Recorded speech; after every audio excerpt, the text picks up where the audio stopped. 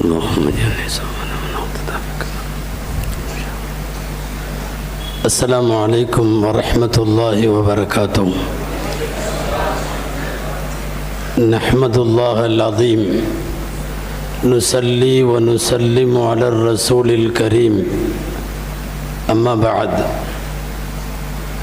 فقد قال الله عز وجل: أعوذ بالله من الشيطان الرجيم. بسم الله الرحمن الرحيم. إنا نحن نزلنا الذكر وإنا له لحافظون. صدق الله العظيم. وقال صلى الله عليه وسلم: نظر الله امرأ سمع مقالتي ووعاها وأداها كما سمعها أو كما قال عليه الصلاة والسلام. அளவற்ற அருளாளனும் நிகரற்ற அன்புடையோனுமாகிய எல்லாம் வல்ல அல்லாஹுவின் பெயரால் துவங்குகிறேன். அருமை நாயகம் முஹம்மதுர் ரசூலுல்லாஹ் ஸல்லல்லாஹு அலைஹி வஸல்லம் அவர்களின் மீதும் நற்பாக்கியங்கள் நிறைந்த அவர்களுடைய உம்மத்தின் மீதும் இந்த உயர்ந்த அவையில் பங்கேற்றிருக்கிற நம் அனைவர் மீதும் எல்லாம் வல்ல அல்லாஹுவின் நல்லருள் என்றென்றும் நிறைவாக உண்டாவதாக. ஆமீன். கண்ணியத்திற்குரிய விழா தலைவர்,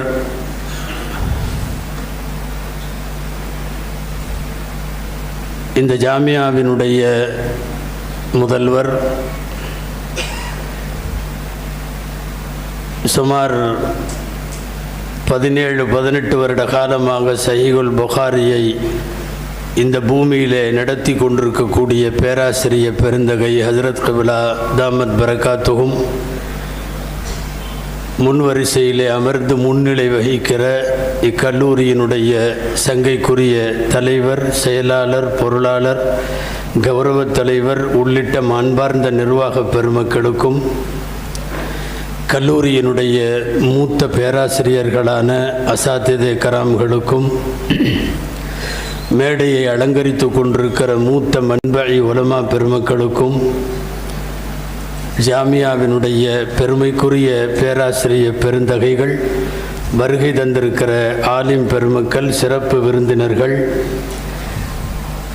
நாடு முழுக்க இருந்து பங்கேற்றிருக்கக்கூடிய சங்கைக்குரிய ஆலிம் பெருமக்கள், பாக்கியத்திற்குரிய லால்பேட்டை நகர் சார்ந்த ஈமானிய சொந்தங்கள், உங்கள் அத்தனை பேருக்கும் மீண்டும் ஒரு முறை நெஞ்சார்ந்து அஸ்ஸலாமு அலைக்கும் வரஹ்மத்துல்லாஹி வபரகாத்துஹு. வலைக்கும் அஸ்ஸலாம் வரஹ்மத்துல்லாஹி. அல்லாஹுவின் பேரருளால் புகாரி ஷரீஃபினுடைய நிறைவில் ஒரு பொன்விழாவிலே இனிய மாலை பொழுது நமக்கு கழிந்திருப்பது அல்லாஹுவின் பாக்கியம்.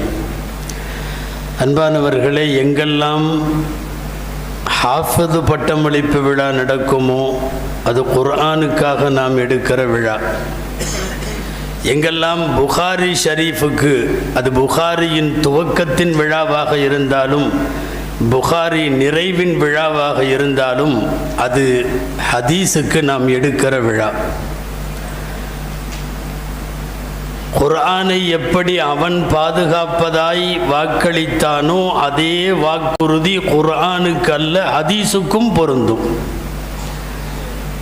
ஹதீஸும் ஒரு வகையிலே குர்ஆன் தான், ஹதீஸும் ஒரு வகையிலே வஹி தான்.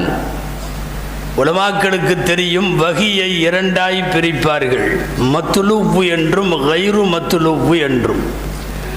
ஓதப்படுகிற வஹி ஒன்று, அதிகமாக மக்களால் ஓதப்படாவிட்டாலும் அது வஹிதான், அதற்கு ஹதீஸ் என்று பெயர். குர்ஆனுக்கு அல்லாஹு பாதுகாவலன் என்றால் ஹதீஸிற்கும் அல்லாஹு பாதுகாவலன். வஹி வந்த இடம் அது. சஹீஹுல் புகாரியினுடைய பாபு கைஃபகான பதுல் வஹி, வஹியின் ஆரம்பம் எப்படி என்கிற பாடத்திலே துவங்குகிற இந்த நூல் கலிமத்தானி ஹஃபீஃபத்தானியிலே போய் அந்த ஹதீஸிலே முடிகிறதல்லவா, அதுவரைக்கும் உள்ளதெல்லாம் சத்தியமாய் அல்லாஹ்வுடைய வாக்கியம். நாம் புரிவதற்காக நபிமொழி என்று சொல்லுகிறோமே ஒழிய வமா யன்திகு அனில் ஹவா இன் ஹுவ இல்லா வஹ்யு யூஹா வசன பிரகாரம் சஹீஹுல் புகாரியும் வஹீதான். வகியில் வந்ததையெல்லாம் அல்லாஹ் பாதுகாப்பான். எனவே திருமறையை பாதுகாத்தது அவன், ஹதீசுகளை பாதுகாத்ததும் அவன். திருமறையை பாதுகாக்க ஹாஃபிதுகளை ஏற்படுத்தியது அவன், ஹதீசுகளை பாதுகாக்க லட்சக்கணக்கான ருவாத்துகளை, ஹதீஸ் அறிவிப்பாளர்களை உலகத்திற்கு தந்தவன் எல்லாம் வல்ல ரப்புல் ஆலமீன். நம்ப முடிகிறதா உங்களால்? ஒரே ஒரு அதிசயமான மனித பிறவி அண்ணலம் பெருமான் ஸல்லல்லாஹு அலைஹி வஸல்லம் ஒரு மனிதர் பேசியதை இந்த உலகத்தில் அறிவிப்பு செய்தவர்கள் 1,00,000 மேல். 1,00,000 மேல். எங்க தாத்தா சொன்னாருன்னு நாங்க சொல்றதுக்கு 4 பேர் தான் இருப்போம். எங்க ஊர் தலைவர் சொன்னாருன்னு சொல்றதுக்கு 4 பேர் இருப்போம். எங்க கட்சி தலைவர் சொன்னாருங்கிறதுக்கு சில ஆயிரமோ சில லட்சமோ இருப்பான். ஒரே ஒருவர் பேசி 15 நூற்றாண்டுகள் ஆகிவிட்டது. அவர்களின் ஒவ்வொரு வார்த்தையை, ஒவ்வொரு அசைவை, கண் அசைவை, இமை மூடலை எல்லாவற்றையும் அறிவிக்கிற அறிவிப்பாளர்கள் மாத்திரம் 1,00,000 பேர். ஹாஃபிதுகளை ஏற்படுத்தியது போலவே அல்லாஹ் நபிமொழிகளை பாதுகாப்பதற்கு முஹத்திஸீன்களை அல்லாஹ் ஏற்பாடு செய்தான். ஹதீஸ் கலை வல்லுநர்கள் உலகமெல்லாம் இருந்தார்கள். புகாரி மட்டுமல்ல, நபி மொழிகள் எல்லாம். அன்பானவர்களே, குர்ஆனுக்குன்னு ஒரு 3 அற்புதம் இருக்கு. 3 அற்புதம் நீங்க கேள்விப்பட்டிருக்கலாம். 1, லா யன்கதி அஜாயிபுஹு, அற்புதங்கள் முடிவடையாது. குர்ஆனுடைய அற்புதங்கள் முடிவடையாது. வலா யக்லகு அன் கஸ்ரத்திர் ரத்தி, திரும்ப திரும்ப படிப்பதால் பழசாகாது, போர் அடிக்காது. திரும்ப திரும்ப படிப்பதால் பழசாகாது.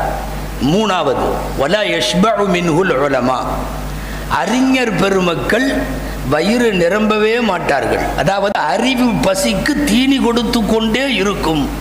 குர்ஆனில இருந்து நாங்கள் நிறைவு பெற்று விட்டோம் என்று எந்த அறிஞனும் நிறைவு கொள்ள முடியாது. இந்த 3 தன்மை குர்ஆனுக்கு எப்படி பொருந்துமோ, குர்ஆனுடைய மறுபிரதிபலிப்பாய் இருக்கக்கூடிய அசகுல் குதுபி பாத கிதாபில்லாவாக இருக்கக்கூடிய புகாரி உள்ளிட்ட நபிமொழி நூல்களுக்கும் இந்த வார்த்தை பொருந்தும். நபிமொழிகள் அற்புதம் முடிவடையாது. திரும்ப திரும்ப படிப்பதால் பழசாகாது. எத்தனை வருஷமானாலும் ஹதீஸை பேசுவோம். லா யஷ்பஉ மின்ஹுல் உலமா, மார்க்க அறிஞர்களின் அறிவுக்கும் பசிக்கும் தாகத்திற்கும் தீனி போடுகிற இடத்தில் நபி மொழிகள் தொடர்ந்து இருக்கிறது. அந்த அடிப்படையிலே தான் சஹீஹுல் புகாரி உலகளாவிய அங்கீகாரத்தை, முக்கியத்துவத்தை, தனித்துவத்தை, தனிச்சிறப்பை, அதற்கென்று ஒரு அகமியத்தை பெற்றிருக்கிறது. புகாரியினுடைய மஜ்லிஸ் எப்பவும் சிறப்புரைன்னு போட்டால் கடைசியில் துவா அல்லது நன்றி உரைன்னு போட்டுருவாங்க. இங்கே துவாவை ஸ்பெஷலைஸ்டாக சொல்கிறதுக்கு காரணம் என்ன தெரியுமா அன்பர்களே? புகாரி ஷரீஃப் நிறைவின் போது கேட்கப்படக்கூடிய துவா கபூலாகும். இது புகாரியின் விரிவுரையாளர்கள் எல்லாம் எழுதியிருக்கிறார்கள். وَيُسْتَجَابُ الدُّعَاءُ عِنْدَ خَتْمِ الْبُخَارِي لِأَنَّ مُحَمَّدَ بْنَ إِسْمَاعِيلَ قَالَ جَعَلْتُ بَيْنِي وَبَيْنَ اللَّهِ حُجَّةً. புகாரியின் ஆசிரியர் சொல்லுகிறார், நான் இந்த கிதாபை எனக்கும் அல்லாஹுவுக்கும் இடையில் ஹுஜ்ஜத், ஆதாரமாக வைக்கிறேன் என்ற ஒரு வார்த்தையை ஆய்வு செய்து புகாரியை முடிக்கிற போது துவா செய்தால் துவா கபூலாகும் என்று எழுதி தருகிற நம்முடைய முன்னோர்கள் பெருமக்களின் வரிசையில் தான் சஹீஹுல் புகாரியை ஹதம் செய்வதும் துவா செய்வதும். இங்கே மட்டுமல்ல, நாடு முழுக்க நிறைய அரபிக் கல்லூரிகளில், ஏன் தமிழகத்தில் காயல்பட்டினம், மதுராமப்பட்டினம் போன்ற கடற்கரை சார்ந்த அந்த காலத்தினுடைய வலிமார்கள் வாழ்ந்த தலங்களிலெல்லாம் புகாரி ஷரீஃபை வாசிப்பதும் படிப்பதும் அதன் பரக்கத்தை பெறுவதும் முடிவில் துவா செய்வதும் இன்றைக்கு வரையும் இருக்கிறது. இது ஏதோ நாம உருவாக்கியதல்ல. ஸலஃபு ஸாலிஹீன்கள் எல்லாம் புகாரி ஷரீஃபை முடித்து அதற்கு துவா ஓதுகிற அந்த ஒப்பற்ற பழக்கத்தை கொண்டிருந்தார்கள் என்று பார்க்கிறோம். அல்லாஹ் சில பேர்த்த ஆண்கள் எல்லாம் பெரிய பெரிய ஹாஃபிதுகளை முஹத்திஸீன்களை உருவாக்கணும். முஹத்திஸீன்களில் ஹாஃபிதுன்னா உங்களுக்கு தெரியுமில்ல, நம்ம ஹாஃபிஸானா குரான் மனப்பாடம் பண்ணால் ஹாஃபிஸா. அந்த காலத்தில் ஹதீஸில் என்ன தெரியுமா, 1,00,000 ஹதீஸ் மனப்பாடம் பண்ணால் ஹாஃபிஸா. 1,00,000 ஹதீஸு, 3,00,000 ஹதீஸ் மனப்பாடம் பண்ணால் ஹுஜ்ஜத். அவங்களுக்கு பேர் ஹுஜ்ஜத்துல் இஸ்லாம் இமாம் கஸாலி. நிறைய பேர் 3,00,000. எங்களுக்கு முன்னாடி பேசி ஹஜ்ரத் சொன்னது போல யஹ்யா இப்னு மஈன் போன்றவர்கள் 6,00,000, அஹ்மது இப்னு அம்பல் ரஹ்மத்துல்லாஹி 7,00,000 ஹதீஸ். திடீர்னு யாரையாவது எழுப்பிவிட்டா 7 ஹதீஸே ஓடாது. சும்மா சொல்கிறேன், பயப்படுவானா. 7 ஹதீஸே நம்மள்கிட்ட ஓட மாட்டேங்குது. 7,00,000 ஹதீஸ், அதுவும் சொந்த கையால் கட்டையிலே மை தொட்டு தொட்டு எழுதிய அந்த கரங்களை எத்தனை கோடி முத்தமிட வேண்டும். அல்லாஹ் உருவாக்கியவர்கள். இந்த ஹத்மே புகாரி என்கிற பழக்கம் சலஃபு சான்களில் நீண்ட காலத்தில் இருந்திருக்கிறது. உலமாக்களுக்கு எல்லாம் தெரியும். சஹீஹுல் புகாரிக்கு ஏதாவது புகழ் பெற்ற விரிவுரை சொல்லுங்க அப்படின்னு கேட்டா பட்டுன்னு என்ன சொல்லுவாங்க? சொல்லுங்க தம்பி, ஃபத்ஹுல் பாரி. அல்லாஹ் பரக்கத் செய்யட்டும். உலக புகழ் பெற்ற புகாரி ஷரீஃபினுடைய விரிவுரை என்ன தெரியுமா? ஃபத்ஹுல் பாரி, ஹாஃபிஸ் இப்னு ஹஜர் ரஹ்மத்துல்லாஹி. ஒரு குடும்பமே புகாரிக்காக உழைத்தது என்றால் அந்த குடும்பம் டோட்டலா வேலைக்கார பொண்ணுல இருந்து இமாம் இப்னு ஹஜர் ரஹ்மத்துல்லாஹி வரையும் அத்தனை பேரும் புகாரியுடைய காதிமுகள். அவங்க மனைவி உன்ஸ் காத்தூன் அப்படின்னு அவங்களுக்கு பேர். அல்லாஹு அக்பர். அப்படியெல்லாம் மனைவி அமையிறது ரொம்ப பெரிய விஷயம். முழுக்க முழுக்க அவங்க பெரிய ஹதீஸ்களை வல்லுனர். ஆச்சரியம் என்ன தெரியுமா, அவங்க ஹாஃபிது, 1,00,000 ஹதீஸ் மனப்பாடம். பெரிய செய்தி என்ன தெரியுமா, இப்னு ஹஜர் ரஹ்மத்துல்லாஹி காலம் பூரா புகாரிக்கு விரிவுரை எழுதி இங்கிருந்து இவ்வளோ தூரம் அடுக்கிற அளவுக்கு எழுதி வச்சிருக்காங்க. நம்மளுக்கு முத்தாலா செய்ய முடியல. அந்த இமாம் இப்னு ஹஜர் ரஹ்மத்துல்லாஹி போய் கேட்டாங்க, உங்கள் மனைவி உன்சு காத்தூன் புகாரியை அந்த போடுறாங்களே, வீட்டில் எல்லாம் நல்லா கவனிச்சுக்கிறாங்களா? குழந்தைகள்லாம் வேற இருக்குதே, எப்போ பார்த்தாலும் புகாரி படிச்சுக்கிட்டே இருக்கிறாங்களே அப்படின்னாங்க. இப்னு ஹஜர் ரஹ்மத்துல்லாஹிக்கு சொன்ன செய்தி, அந்த பெண் என்னுடைய மனைவி, நிஅமத்தி ஜௌஜத்து லி, எனக்கு நல்ல மனைவி, வ நிஅமல் உம்மு லி பனாத்திஹா, குழந்தைகளுக்கெல்லாம் நல்ல தாய், வ நிஅம ஷைഖத்து லி தலாமீதிஹா. இந்த வார்த்தை முக்கியம். மாணவர்களுக்கு அவள் பயங்கரமான ஷேக். என்ன ஆனது தெரியுமா? மிஸ்ர் தேசத்தினுடைய புகழ்பெற்ற ஜாமியா மஸ்ஜித் அம்ர் இப்னு ஆஸ் ரலியல்லாஹு பள்ளி. இன்னைக்கும் நீங்க நெட்ல தட்டி பாருங்க, எவ்வளவு பிரம்மாண்டமான பள்ளின்னு தெரியும். அந்த மஸ்ஜிதுல திரைக்கு பின்னாலே ஆயிரக்கணக்கான ஹதீஸ்களை வல்லுநர்களுக்கு பாடம் நடத்தியது உன்ஸ் காத்தூன். ஒரு பள்ளியில கணவர் பாடம் நடத்துகிறார் சஹீஹுல் புகாரி, மறுபள்ளியில் ஜாமியா அம்ர் இப்னு ஆஸ்ல பாடம் நடத்துறது யார் தெரியுமா? உன்ஸ் காத்தூன். நான் சொல்ல வந்த செய்தி என்ன தெரியுமா? ஒவ்வொரு ஆண்டும் சரியா ரஜபு மாசத்துல ஹத்மே புகாரி பண்ணி ஊருக்கே ஹல்வா இனிப்புகளை வழங்கி கொண்டாடுவது உன்ஸ் காத்தூனுடைய வழக்கம் என்று அந்த சபையில உட்கார்ந்து அவர்களிடத்திலே ஹதீஸுகளை ஓதிய மாணவர்களில் ஒருவர் அல் இமாமு ஸஹாவி ரஹிமஹுல்லாஹ் நமக்கு சொல்லித் தருகிறார்கள். சஹாவி போன்றவர்களெல்லாம் இந்த அம்மாட்ட மாணவர்கள்னா, அல்லாஹு அக்பர், என்ன மாதிரி குடும்பமாக இருக்க வேண்டும். மனைவி, மக்கள், வேலைக்காரியிலிருந்து அத்தனை பேரும் சஹீஹுல் புகாரியினுடைய ஊழியர்களாக ஒரு குடும்பம். அதனால் தான் எத்தனையோ விரிவுரைகள் இருந்தாலும் சுமார் சஹீஹுல் புகாரிக்கு மட்டும் நான் அறிந்து 200க்கு மேலே தாண்டிருச்சு. முழுமையாக பாதி பாதியாக, கால்வாசியாக, ஜுசுக்களாக, முஃபரதாத்துகளாக 540 விரிவுரை புகாரிக்கு வந்திருக்கிறது. ஏங்க, ஒரு புக்குக்கு ஒரு கைடு, ஒரு கோனர் வரலாம், 2 கோனர் வரலாம். நம்ம பையன் 3 கைடு வந்தாவே எதை வாங்குறதுன்னு தெரியாமல் இருப்பான். ஒரே ஒரு கிதாப் சஹீஹுல் புகாரிக்கு 540 விரிவுரைகள். அல்லாஹு அக்பர். முழுமையான விரிவுரைகள் எக்கச்சக்கம். அவ்வளவு விரிவுரைகள் இருந்தாலும் இப்னு ஹஜர் ரஹ்மத்துல்லாஹியுடைய ஃபத்ஹுல் பாரிக்கு உலக தரத்தை அல்லாஹ் கொடுத்தது என்ன தெரியுமா? குடும்பமே புகாரியினுடைய காவலர்கள், புகாரியினுடைய ஊழியர்கள், புகாரிக்காக வேண்டி பங்களிப்பு செய்தவர்கள்.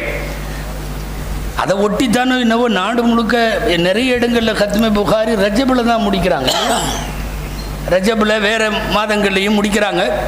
குறிப்பாக ரஜபு ஷாபானி. அல்லாமா சகாவி அவர்கள் அந்த அம்மாவுடைய கத்மே புகாரி முடிக்கிறதுக்கு இன்னொரு பள்ளியில் பாடம் நடத்திட்டு இருந்த கணவர் இப்னு ஹஜர் ரஹ்மத்துல்லாஹி அலைஹி வந்து அவங்க புகாரி முடிச்சு துவாவில் கலந்துட்டு இனிப்பு வாங்கும்போது கேட்டது தான் அல்லாமா சகாவி, இந்த அம்மா வீட்டில் எப்படி இருக்காங்க. அப்போ சொன்னது தான் அது, நிஅமல் ஜௌஜத்துலி ஓ நிஅமல் உம்முலி பனாத்திஹா ஓ நிஅமல் ஷைഖத்துலி தலாமீதிஹா என்று சொன்னது. பெண்களும் கூட பெரும் பெரும் முஹத்திஸ்களாய் புகாரி ஷரீஃபுக்கு சேவையாற்றி இருக்கிறார்கள். அன்பானவர்களே, நான் புகாரி குறித்து மாத்திரம் என் வட்டத்தை வைக்க விரும்பவில்லை. நபிமொழிகள் என்கிற பிரம்மாண்டம் இந்த உம்மத்தில் நமக்கு கிடைத்த பெரும் பேர். உலகமெல்லாம் இன்றைக்கு வரையும் நபிமொழிகளின் சில வாக்கியங்கள் மகத்தான மாற்றத்தை மறுக்க இயலாத ஆதாரமாக உலகத்தில் இருக்கிறது.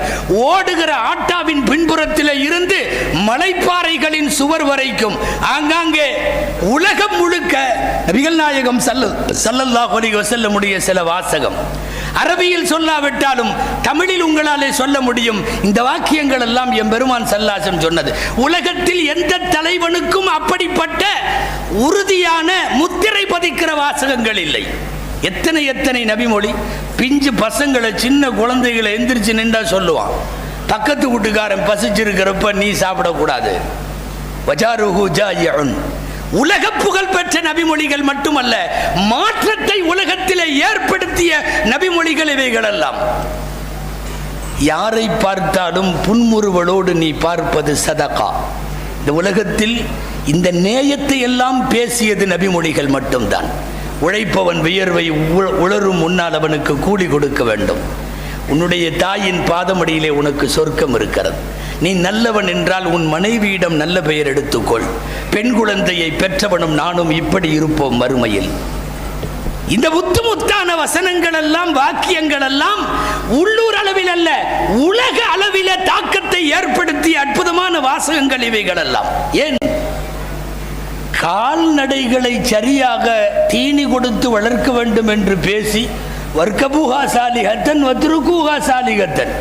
வாகனம் ஓட்டுறதா இருந்தாலும் நல்லா ஓட்டு, கட்டி போடுறதா இருந்தாலும் ஒன்றும் இல்லாமல் இருந்தாலும் நல்ல தீனி கொடுத்து வச்சுக்கோன்னு ஜீவகாருண்யம் பேசியதிலே இருந்து இந்த நபிமொழிகள் எல்லாம், நான் சும்மா சாம்பிளுக்கு 4-5 வார்த்தை மட்டும் தமிழில் சொல்கிறேன், உலகம் முழுக்க மிகப்பெரிய மடைமாற்றங்களை ஏற்படுத்திய இடத்தில் ஹதீஸு கலை கற்று தனிப்பங்குண்டு.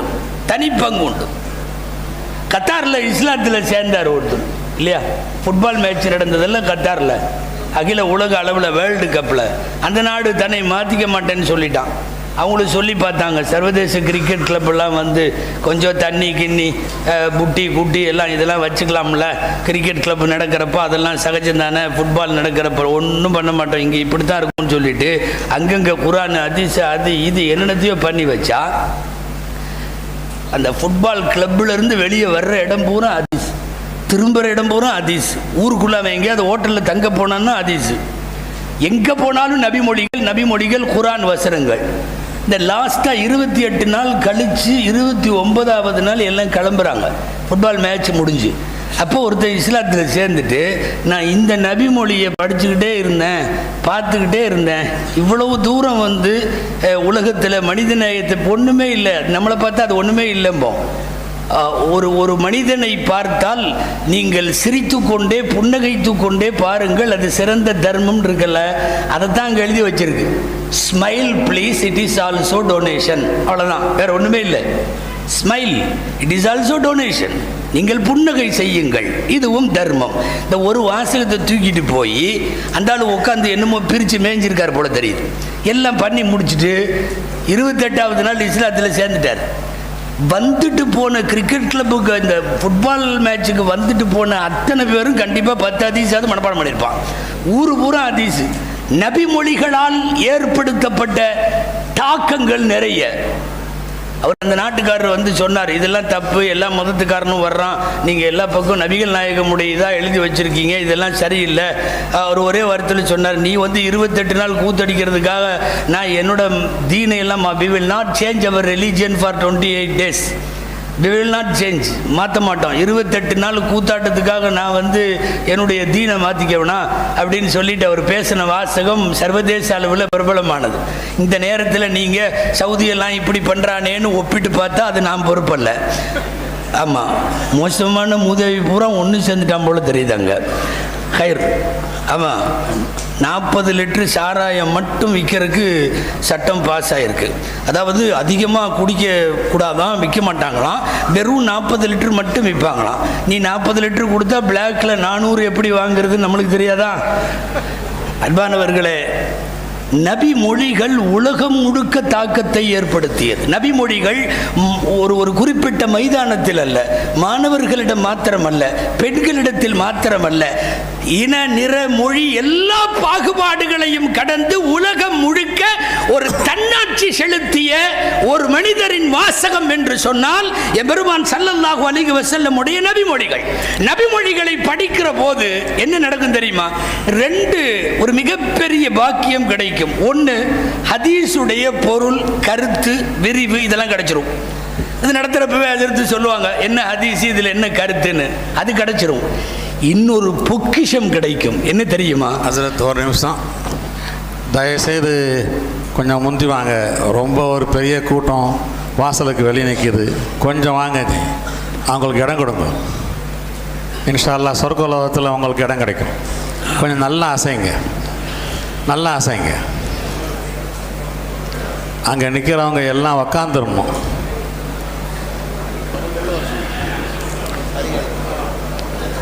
வாங்க வாங்க, உள்ளால வாங்க.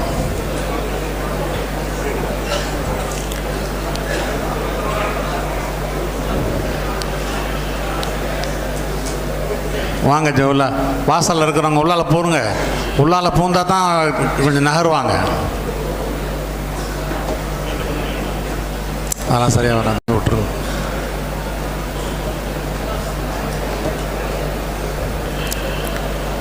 உட்காரும்போதே நெருக்கமாக உக்காந்துட்டா பிரச்சனை இல்லாமல் இருக்கும். வாங்க வாங்க வாங்க, நல்லா வாங்க. இன்னும் கொஞ்சம் நேரம்தான்.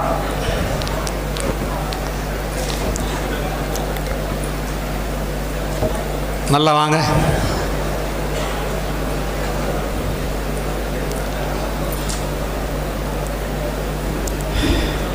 நல்ல சந்து பொந்து இடுக்கு எல்லாத்துலையும் போடுங்க.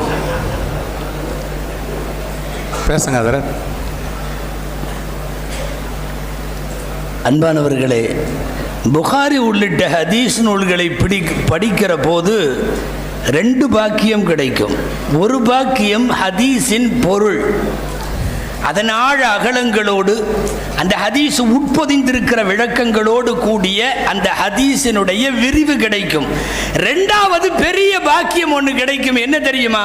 நபிகள் நாயகம் ஸல்லல்லாஹு அலைஹி வஸல்லம் வரை நீங்கள் ஒரு சனதோடு இணைகிறீர்கள், ஒரு சங்கிலி தொடரோடு இணைகிறீர்கள்.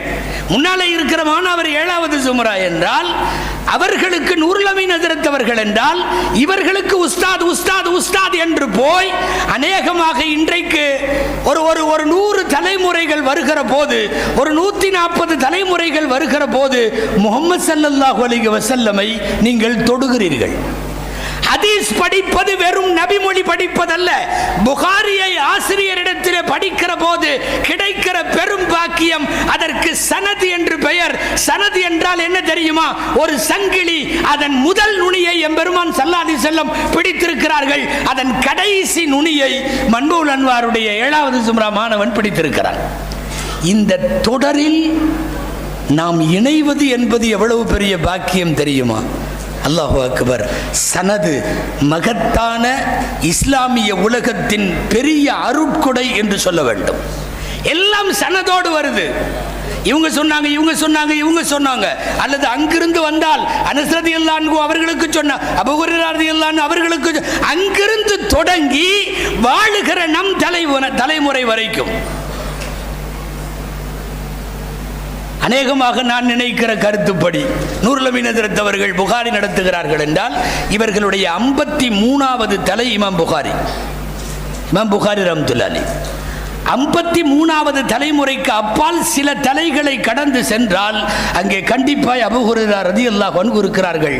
இதே சங்கிலியை பிடித்துக்கொண்டு ஸல்லல்லாஹு அலைஹி வஸல்லம் அமர்ந்திருக்கிறார். இது சனது என்று சொல்லுகிறோம். ஹதீசுகளின் சனது என்கிற இந்த இணைப்பு பாலத்தை பெற்ற பெரும் பாக்கியத்திற்குரியவர்கள் முஸ்லிம்கள். அனஸ் ரலியல்லாஹு அன்ஹு ஒரு ஹதீஸ் சொல்றாங்க. எல்லாத்துக்கும் தெரியும் இந்த ஹதீஸுக்கு பேரு ஹதீஸே முசாஃபஹான் பேர், உலமாக்களுக்கு நன்கு தெரியும்.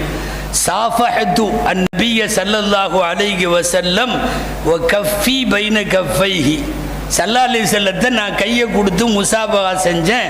மா மஸஸ்து ஹஸ்ஸன் வல ஹரீரன் அல்யன மின் யதி ரசூலில்லாஹ். பட்டு துணியோ எந்த பட்டு குஞ்சமோ உலகத்தில் ரசூலுல்லாவின் கையை விட மென்மையாக ஒரு கையை நான் பிடித்ததில்லைன்னு சொன்னாங்கல்ல. அனஸ் ரலியல்லாஹு அன்ஹுடைய மாணவர் அனஸ் ரலியல்லாஹு அன்ஹு கையை பிடிச்சாங்க. அவரோட மாணவர் இந்த ஹதீஸை சொல்றப்ப அவங்க மாணவர் கையை பிடிச்சாங்க. நீண்ட நெடுங்காலம் இந்த முசாஃபகாவுடைய ஹதீஸ் முசாஃபகா செஞ்சுக்கிட்டே போயிருக்குது. அதனால் உலமாக்களிடத்தில் இந்த ஹதீஸுக்கு பெயர் ஹதீஸுல் முசாஃபஹா. ஸல்லல்லாஹு அனஸ் ரலியல்லாஹு அன்ஹுவின் கையை தாபிஈ பிடித்தார், தாபிஈ கையை தபஇ தாபிஈ பிடித்தார், அவர்களுக்கு பின்னாலே முஹத்திஸீன்கள் பிடித்தார்கள். இந்த சனர் என்கிற இந்த தொடர் நான் வேற மாதிரி சொன்னா உங்களுக்கு புரியும். உலகத்திலேயே சனது நம்மளை தவிர வேற யார்ட்டும் இல்லை. நியூட்டன் வரைக்கும் போகுமா நம்ம அறிவியல் வாத்தியார்ட்டு? நியூட்டன் வரையும் போகுமா? நம்ம மாஸ்டர் சாக்ரட்டிஸ் அரிஸ்டாட்டில் பிளேட்டோ வரையும் போகுமா? யாரு சொன்னா? முதல்ல தொடர் வேணும். உங்க அத்தா யாரு? அவரு. தாத்தா அவரு. தாத்தா அவரு. அசத் இப்போ கேட்டாங்கல்ல, முகமது இப்னு இஸ்மாயில் இப்னு இப்ராஹிம் இப்னு முகைரத் இப்னு பர்தஸபத்து ஜுஃபி, இப்படி போறோமா இல்லையா? இதுக்கு பேர் சனது. முஸ்லிம்கள் மாத்திரம்தான் பெயரில் சனது வைத்தார்கள், ஹதீசுகளில் சனது வைத்தார்கள். இதை பார்த்து இந்த பழக்கம் தொற்றி ஃபுகஹாக்கள் சனது வைத்தார்கள். ஏன் சூஃபியாக்கள் சனது வைத்தார்கள். இன்னைக்கு எல்லாம் நீங்க ஒரு ஷேக்னு சொன்னா அவருடைய ஷேக்னு போய் எங்காவது ஒரு ஃபுதைல் இப்னு இயாத் ரஹ்மத்துல்லாஹி அலைஹிடம் அல்லது அலி ரலியல்லாஹு அன்ஹுவிடம் போய் சனது முடியும். சூஃபியாக்கள் சனது வைத்திருக்கிறார்கள், ஃபுகஹாக்கள் சனது வைத்திருக்கிறார்கள், முஹத்திஸீன்கள் சனது வைத்திருக்கிறார்கள். சனது என்பது முஸ்லிம்களினுடைய தனித்துவம். இதை நமக்கு கற்றுத்தந்தது ஹதீஸுகள், முழுக்க முழுக்க ஹதீஸுகள். அன்பானவர்களே, நபி மொழிகள் இந்த மண்ணில் நிறைய மாற்றங்களை தாக்கங்களை ஏற்படுத்தி இருக்கிறது. அல்லாஹ் ஹதீஸுகளுக்கு என்று ஆட்களை ஏற்பாடு செய்தார். அந்த காலத்தின் அபூ ஹுரைரா ரலியல்லாஹு அன்ஹு தொடங்கி இந்த காலம் வரைக்கும் அபூ ஹுரைரா ரலியல்லாஹு அன்ஹு போன்றவங்களுக்கெல்லாம் அவங்களா மனப்பாடம் பண்ணிட்டாங்கன்னா நினைக்க வேணாம். உலமாக்களுக்கு தெரியும், அது இல்மே லதுன்னி, அல்லாஹ் கொடுத்தது. மார்க்க அறிஞர்களுக்கு குறிப்பாக நாம் கலந்தாலோசிக்க வேண்டிய செய்தி அது. குர்ஆனும் சரி ஹதீஸும் சரி சொந்தமாக இல்லை, அது லதுன்னி, அல்லாஹ்விடம் இருந்து வந்தது. உங்களுக்கெல்லாம் தெரியும், 3 தடவை ஓத தெரியாதுன்னு சொன்ன போது இறுக்கி அணைச்ச உடனே ஓதனாங்கல்ல, இல்மு பூரா சப்ளை ஆயிடுச்சுன்னு அர்த்தம். இல்மே லதுன்னி. அபூ ஹுரைரா ரலியல்லாஹு அன்ஹு அதிகபட்சமாக ரசூலுல்லாஹ்வோட கூட இருந்தது 3.5 வருஷம் மட்டும்தான். ஹைபரில் தான் இஸ்லாத்திலே சேருவதற்கு வருகிறார்கள். வஃபாத்து நபிக்கும் ஹைபருக்கும் இடையில டோட்டலாக 4 வருஷம். 3.5 வருஷம் மட்டுமே கூட இருந்த அபூ ஹுரைரா ரலியல்லாஹு அன்ஹு சொல்லுகிறார்கள், ஒட்டுமொத்த சஹாபாக்கள்ல நான் அதிகமாக அறிவிச்சது நான் தான். எனக்கு அடுத்தது அம்ர் இப்னுல் ஆஸ் கொஞ்சம் அறிவிச்சிருக்காரு. ஃபைன்னஹு கான யக்துபு வலா அக்துபு. அவருக்கு எழுத தெரியும் ஹதீஸை, நான் எழுதாம மனப்பாடம் பண்ணேன். நான் எதுக்கு சொல்றேன் தெரியுமா? துண்டை விரிக்க சொன்னார்கள், நாமெல்லாம் கேள்விப்பட்டிருப்போம். 3 தடவை இப்படி தூக்கி அள்ளி போட்டாங்க ரசூலுல்லாஹ் அபூ ஹுரைராவுக்கு. ஒண்ணுமே இல்லை, வெறுங்கையில தான் அள்ளி போட்டாங்க. அவர் என்னமோ ரசூலுல்லாஹ் நிறைய போடுற மாதிரி துண்டை பெருசா விரிச்சார். என்னமோ கொடுக்க போறாங்கன்னு தெரிஞ்ச உடனே ஒரு சின்ன கர்ச்சீப் அளவுக்கெல்லாம் விரிக்கல. அவர் எடுத்த உடனே பெருசா விரிச்சார். என்ன எப்படி ரசூலுல்லாஹ் ஏதாவது நிறைய போடட்டும்னு. நம்ம பொம்பளைகள்கிட்ட கஞ்சிக்கு பக்கெட்டு கேட்டீங்கன்னு வைங்க, ரமலான்ல அவன் கண்டிப்பாக பள்ளிவாசலில் ஒரு இதுதான் ஊற்ற போகிறாங்க, ஒரு பாட்டேன்னு சொல்லுவாங்க, அதுதான் ஊற்ற போகிறாங்க. ஆனால் இத்தா பெரிய பக்கெட்டு 14 பேர் குடிக்கிற கஞ்சி அளவுக்கு பக்கெட்டு கொடுப்பாங்களா இல்லையா? துண்டை விரிப்பான்னு உடனே அபூ ஹுரைரா ரலியல்லாஹு அன்ஹு அவ்வளோ பெரிய துண்டை விரிச்சாங்க. 3 தடவை ரசூலுல்லாஹ் அள்ளி போட்டாங்கல்ல. மானசீகமாக அந்த கையில் நம் புறக்கண்களிலே ஒன்றும் இல்லை, ஆனால் ஞானங்களின் பொக்கிஷம் இருந்தது. எடுத்து நெஞ்சோட அதை தூக்குறப்ப அவர் எப்படி தூக்குனார் தெரியுமா? என்னமோ வைட்டான அம்மிக்கல்ல அதில் வச்சிருக்கிற மாதிரி தூக்குனார். இந்த டப்புனு இப்படி தூக்குறது ஒன்று இருக்கு, கொண்டா ஒன்றும் இல்லைன்ட்டு பைட்டா என்னத்தையோ தூக்குற மாதிரி தூக்கி இப்படின்னாருல்ல. அப்புறம் சொன்னாரு, ஃபமா நசி துஷையம் பாது, அதுக்கு பின்னாடி என் வாழ்க்கையில மறதிங்கிறதே கிடையாது, மறதிங்கிறதே கிடையாது. நான் சொல்ல வர்றது, ஓத தெரியாது என்று சொன்ன போது இருக அனைத்து குர்ஆனை கொடுத்தார்களே, அதுவும் லதுன்னி. அபூ ஹுரைரா போன்றவர்களுக்கு துண்டை அணைத்த பின்னால் எதுவும் மறக்கவில்லை என்றார்களே, ஹதீஸும் லதுன்னி. குர்ஆனும் ஹதீஸும் இந்த உலகத்திற்கு நமது சம்பாத்தியத்தால், நம் திறமையால், நம் படிப்பால், நம் எழுத்தால், நம் மனப்பாடத்தால் இல்லவே இல்லை. அது எல்லாம் இல்மே லதுன்னி. அபூ ஹுரைரா ரலியல்லாஹு அன்ஹு அவர்களை அல்லாஹ் தேர்வு செய்தார். அவ்வளவு ஞானங்களை இந்த உலகத்திற்கு அறிவித்து லட்சக்கணக்கான ஹதீஸுகளை கொடுத்தவர்கள். ஒரு காலம் சஹாபாக்கள் காலம் முடிஞ்ச உன்ன அடுத்த காலம் எங்க ஹதீஸ் எல்லாம் ட்ரையா போயிருமோ, அல்லாஹ் ஒருத்தரை எழுப்பினான். ஆயிஷா அம்மா 2210 ஹதீஸுகள் உலமாக்களுக்கு தெரியும். வஃபாத்தாகிற ரம்ஜான் 17 அல்லமா இப்னு ஷிஹாப் ஸுஹ்ரி பிறக்கிறார்கள். ஒரு இமாமுல் ஆதமுடைய மௌத்தின் போது ஷாஃபி இமாம் பிறப்பது போல ஒரு ஆயிஷா ரலியல்லாஹு அன்ஹாவுடைய வஃபாத்திற்கு பிறகு அந்த இடத்திலே எழுந்து நிற்க இப்னு ஷிஹாப் ஸுஹ்ரி, அதே அபூ ஹுரைரா ரலியல்லாஹு அன்ஹுவை போல, ஆயிஷாவை போல மனன சக்தி அல்லாஹ் நடத்தாட்டி கொண்டே வருகிறான். 88 நாள்ல ஹாஃபிஸ் ஆனாங்க, ஹிஃபுதுல் குர்ஆன். இப்னு ஷிஹாப் ஸுஹ்ரி ரஹிமஹுல்லாஹ் 89 கூட கிடையாது, 88 நாள்ல கம்ப்ளீட் ஹிஃப்ஸ் முடிஞ்சு. தொட்டு தொட்டு கையில எழுதுனது எவ்வளவு தெரியுமா? ஆச்சரியப்படுவீங்க. 2210. ஆயிஷா அம்மாவினுடைய மறைவின் போது வெளியாகி அவர்களின் காலத்தை போலவே சேவை செய்து ஹிஜ்ரி 99 எபெருமான் ஸல்லல்லாஹு அலைஹி வஸல்லம் வஃபாத்தாகி சற்றேறக்குறைய 89 வருஷம். அன்றைக்கு இருந்த கலீஃபா உமர் இப்னு அப்துல் அசீஸ் ரலியல்லாஹு அன்ஹு சொன்னதுக்காக விரித்து வைத்து கட்டைகளை தொட்டு இவர்கள் எழுதிய ஹதீஸுகள், கையால் எழுதிய ஹதீஸுகள் 2200 ஹதீஸுகள் எழுதியது யார்? இப்னு ஷிஹாப் ஸுஹ்ரி. அல்லாஹ் கொண்டு வந்து கொடுத்தான். வரிசையா தபூ தாபிகள் வந்தார்கள். இமாம் புகாரிக்கு உஸ்தாத் அப்துல்லாஹ் இப்னு முபாரக் ரஹ்மஹுல்லாஹ். நம்மெல்லாம் என்னமோ இவங்கெல்லாம் அந்த காலத்தில் ஓதன அஜித்துமாருக்கு போல தெரியுதுன்னு நினைக்கிறீங்க. இல்லை, எல்லாம் இறை நேசர்கள் மட்டுமல்ல, அல்லாஹ்வுடைய தேர்வு. அப்துல்லாஹ் இப்னு முபாரக் ரஹ்மத்துல்லாஹி அலைஹி அல்லாஹ் ஹதீஸுக்குன்னு தேர்வு செஞ்சது. நிற்க 1000 ஹதீஸை சொல்லிட்டு போங்கன்னா அங்கேயே நின்று ஹதீஸ்னு சொல்லிட்டு போயிடுவாங்க. புகாரி இமாமுக்கு உஸ்தாத், அவங்க தகப்பனார் பேர் முபாரக், பெரிய இறைநேசர்.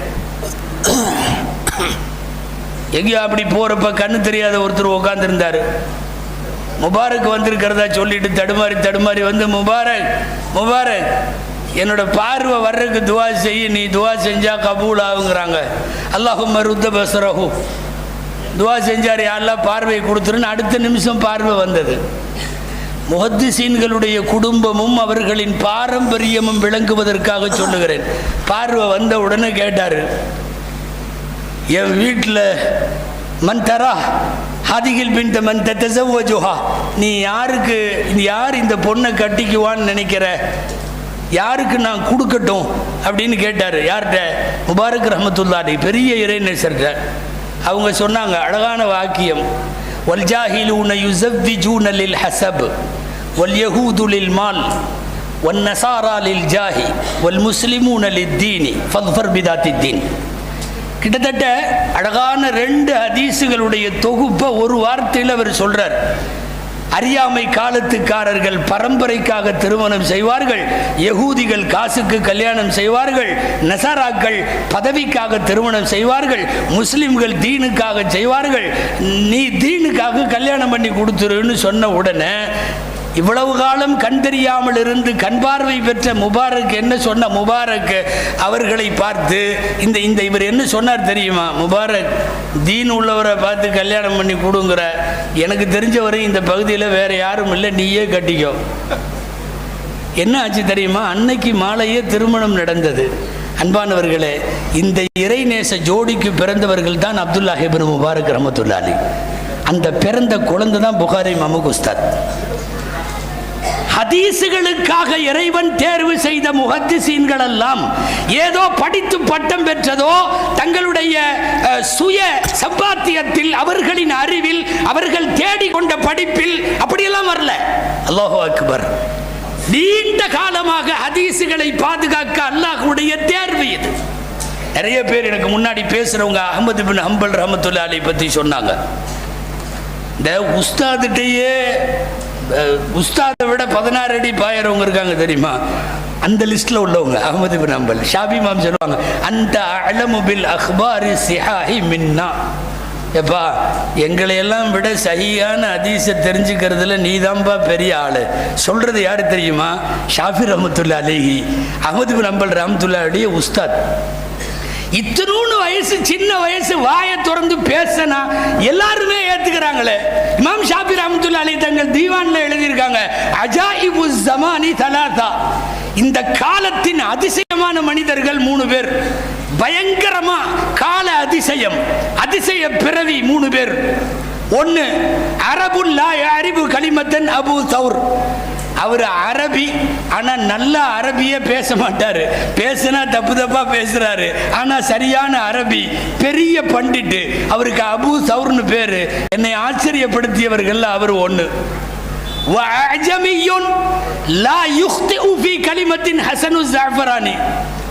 இன்னொருத்தர் இருக்காரு, அவர் அரபியே அல்ல, ஆனா இதுவரைக்கும் வாழ்க்கையில ஒரு அரபி வார்த்தை கூட தப்பா வந்ததில்லை. ஹசன் ஜாஃபரானின்னு ஒருத்தர். அல்லாஹு அக்பர், என்ன ஆச்சரியப்படுத்துறதுல பயங்கரமான ஆளு. அபூ சௌர் 1, ஹசனு ஜாஃபரானி 2, 3வது அஹ்மது இப்னு ஹம்பல். குல்லமா கால கலிமத்தன் சத்தகஹுல் கிபாரு. என்ன சின்ன பையன் அந்த பையன் அஹ்மது இப்னு ஹம்பல். வாயை திறந்து என்ன பேசினாலும் எல்லா பெரியவங்களும் ஏத்துக்கிறாங்க. இப்படி ஒரு காலத்தின் அதிசயம் அஹ்மது இப்னு ஹம்பல் என்று எழுதுவது யார் தெரியுமா? நம்முடைய பார்வையில் காலத்தின் அதிசயமான இமாம் ஷாஃபிஈ ரஹ்மத்துல்லாஹி அலைஹி அவர்கள். நபி மொழிகளை தொன்று தொட்டு அது தொடரவும் தொய்வில்லாமல் வந்து கொண்டிருக்கவும் அதை பாதுகாக்கவுமான ஏற்பாடு என்பது ரப்பு பயங்கரமாக செய்திருக்கிறார். அவங்க தொகுத்தது முஸ்னத் அஹ்மது, 30,000 ஹதீஸ். அவங்க மகன் சொன்னார், எங்க தகப்பனார் அவங்க மனப்பாடத்தில் அவங்க எழுதி வச்சிருந்த 7 லட்சம் ஹதீஸ்ல முஸ்னத் அஹ்மதுல கிடைச்சது நமக்கு 30,000 மட்டும். தொகுத்து வைத்திருந்தது 7 லட்சம். 7 லட்சத்திலே கிடைத்தது வெறுமனே 30,000.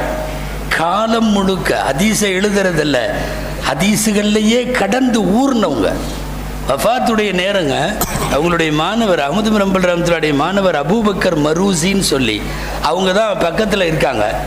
அபூபக்கர் மரூசி அவங்க வந்த உடனே வஃபாத்துடைய நேரம் வந்துருச்சு. எப்பா ஒது செய்ய வைக்கிறையா என்னையான்னு கேட்டாங்க. ஒது செய்ய வைக்கிறையான்னு. அவர் தான் ஒது செய்ய வச்சார். ஒது செய்ய வச்சவர் தான் நமக்கு இதை அறிவிக்கிறார். அஹ்மது பின் ஹம்பல் ரஹ்மத்துல்லாஹி கடைசி கட்டம் ஒது செஞ்சுக்கிட்டே வர்றப்போ சும்மா படுக்கையில் படுத்திருக்கிறவங்கள என்ன ஒது செய்ய ரொம்ப பயங்கரமாக செய்வாங்க. டப்பு டப்புன்னு தண்ணி ஊற்றி விடுவாங்க. யா அபா பக்கர் ஹல்லில் அசாபிஇ, என் விரல்களை எல்லாம், கை கால் விரல்களை எல்லாம் கோதி விடு. நான் ஒது செய்யறப்பவெல்லாம் கை விரல்களையும் கால் விரல்களையும் கோதுவது, கோதி கழுவுவது பழக்கம் செய்யினாங்க. கோதி கழுவி விட்டு அந்த ஒதுவுக்கு பின்னாடி படுத்தவங்க களிமா சொல்லிட்டு வஃபாத்தானாங்க. அன்பானவர்களே, லட்சக்கணக்கான பேர் கலந்து கொண்டு லட்சக்கணக்கான பேரின் இஸ்லாமுக்கு காரணமானது அவர்களுடைய ஜனாசா. அந்த ஒது செஞ்சுட்டு போய் படுக்க வச்ச உடனே கூப்பிட்டு சாலிஹ் அவர்களுடைய மகன் ஜுபைர் இப்னு சாலிஹ் அவர்களுடைய பேரன் 2 பேர்த்தையும் கூப்பிட்டு ரசூல் ஸல்லல்லாஹு அலைஹி வஸல்லம் 3 முடியை கையில் கொடுத்து, ஒரு முடி என் கண்ணில் வை, இன்னொரு முடியை இந்த கண்ணில் வை, ஒரு முடியை வாயை திறந்து நாக்கில் வை, வச்சு என்னை அடக்கம் பண்ணிரு. அஹ்மது பின் ஹம்பல் ரஹ்மத்துல்லாஹி அலைஹி. நான் சொல்லுவது நபி மொழிகளை பாதை பாதையாய் பாலமாய் ஒவ்வொரு பிளாட்ஃபார்மாய் கொண்டு வந்து சேர்த்து கொடுத்த யாரும் அவர்கள் சொந்தமாக எடுத்த முயற்சிக்குரியவர்கள் அல்ல, ரப்பால் தேர்வு செய்யப்பட்டவர்கள். சஹீஹுல் புகாரி அந்த அடிப்படையில் குர்ஆனுக்கு அடுத்தபடியாக அல்லாஹுவால் தேர்வு செய்யப்பட்டது. காலத்தால் எனக்கு முன்னால பேசுறவங்க சொன்ன மாதிரி போலி நபிமார்கள் வந்தாங்க, போலியாக நிறைய பேர், எல்லாத்தையும் கடந்து சஹீஹான தொகுப்பு. அப்பப்போ போலி நபி, இப்போ கூட வர்றானுங்க நிறைய பேர், போலி நபி போலி நபின்ட்டுலாம். அங்கே எங்கேயோ ஒருத்தனை பக்தாத்லேயோ யாரோ ஒரு ஆள் நபின்னு வந்தால் அவனை தூக்கி ஜெயிலில் போட்டாச்சு. அதாவது பரவாயில்ல, பின்னாடியே ஒருத்தன் நான் தான் அல்லான்ட்டு வந்துட்டான். ஆமாங்க, அப்புறம் அவனை கூப்பிட்டு அவர் பேசியிருக்காரு. அங்கே உள்ள பெரியா, டேய் இந்த பாரு நபின்னு சொல்லிட்டு ஒருத்தன் வந்தான், என்ன ஆச்சு தெரியுமா? உள்ளே தூக்கி போட்டாங்க. அவங்க அவன் அப்படியா சொன்னான்? ஆமாம், நான் அனுப்பவே இல்லையேன்னா. இவன் முடிவே பண்ணிட்டான், இவன் இவன் ரப்புல் ஆலமீன் மாதிரி. அன்பானவர்களை, காலத்தால் பொய்யர்கள் நபி என்று சொல்லி கொண்டு வந்தார்கள். பொய்யான வார்த்தைகள் ஹதீஸுகளாக வந்தது. ரொம்ப வேடிக்கையாக ஒரு நகைச்சுவை சொல்லுவாங்கள்ல, நான் இதுக்கு முன்னாடி லால்பேட்டை ஜல்சாலையே சொன்னான்னு தெரியல, சொல்லியிருப்பேன். இந்த நிறைய பக்கம் சுற்றுறவங்களுக்கு இது ஒரு பிரச்சனை, எங்கே எதை பேசணுன்னே தெரிய மாட்டேங்குது. இந்த கேரளாவில் மத்தி மீன் விற்றுக்கிட்டே வந்த ஆளு கடைசியில் விற்க முடியாமல் சேல் ஆக மாட்டேங்குது, இஷா தொழுகை ஆகிருச்சான். பள்ளிவாசல் போர்டில் எழுதி போட்டு உக்காந்துட்டார் கூடையை வச்சு. அதில் என்ன எழுதினார்னா, பழைய செய்தி தான் இது, உங்களுக்கெல்லாம் தெரியும். மண் அக்களை மத்தி பகுவமின் அஃதலி உம்மத்தி. மண்ணக்களை மத்தி, யார் மத்தி மீன் சாப்பிட்டானோ அவன் என் உம்மத்திலே சிறந்தவன். கீழே புகாரின்னு போட்டான். எல்லாரும் வந்தாங்க, கடன்னு மீன் காலி ஆயிடுச்சு. மீன் காலி. ஆலிம்சா கடைசியில் வந்தார். வந்து பார்த்துட்டு இவனை இதையும் பார்த்துட்டு ரொம்ப கோபம் இவன்கிட்ட சண்டை போட்டார். டேய் என்ன எழுதியிருக்க அப்படின்னாரு. இல்லை மத்தி சாப்பிட்டா அவங்க உம்மத்தில் சிறந்தவங்கன்னு எழுதுனேன். அதெல்லாம் பிரச்சனை, புகாரின்னு எழுதியிருக்கிற நீ. ஆமாப்பா, எப்படி எழுதுனா நீ? என் பேர் புகாரி.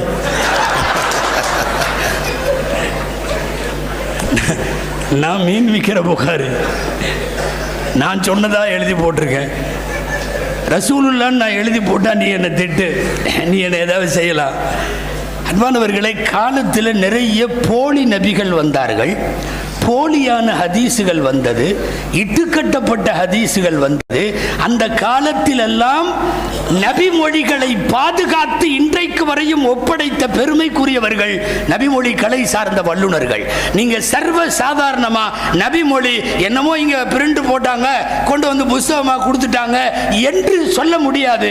புகாரி உள்ளிட்ட, சியாசித்தா உள்ளிட்ட அத்தனை நபிமொழிகளும் அல்லாஹ்வின் ஏற்பாட்டிலே பாதுகாக்கப்பட்டிருக்கிறது. அந்த அத்தனை பேரும் குறிப்பாக சஹீஹுல் புகாரி, வஃபாத் வரைக்கும் அல்லாஹ்வின் நிழலிலே வாழ்ந்த பெருமகன் முகமது பின் இஸ்மாயில் புகாரி.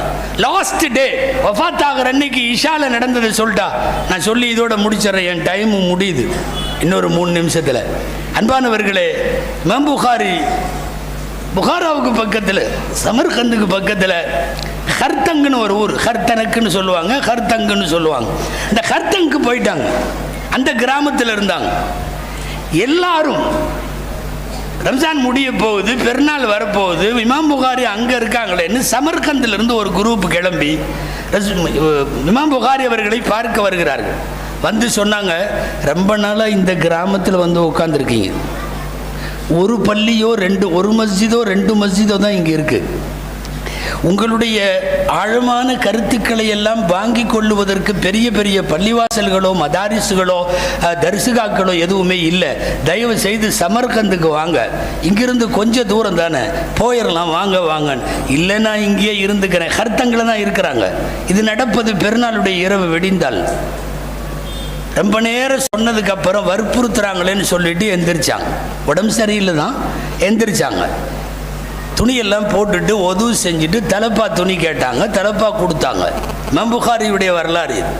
முழுசாக தலப்பாவை கட்டி முடிச்சுட்டு அந்த ஒட்டகத்துக்கு வாகனத்துக்கு வந்தாங்க. வந்துட்டு வாகனம் எப்பவும் ஏறுறதுக்கு ட்ரை பண்ணுறாங்க, ஏற முடியல.